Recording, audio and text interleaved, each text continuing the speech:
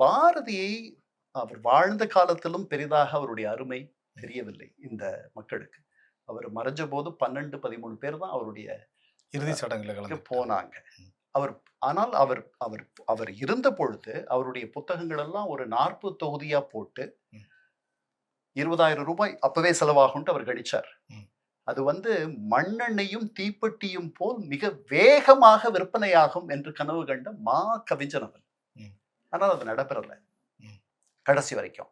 அவர் வறுமையில் தான் உழன்றார். அவர் உயிர் வாழ்ந்த காலத்தில் அவரது அடுப்படியில் பூனை உறங்கிற்று.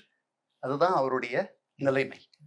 ஆனால் அவர் போன பிறகு 49 தமிழக அரசு அவருடைய உலகத்திலேயே முதன்முறையாக ஒரு கவிஞனுடைய எழுத்துக்களை நாட்டுடைமையாக்கிய வரலாற்றை படைத்தவன் பாரதி.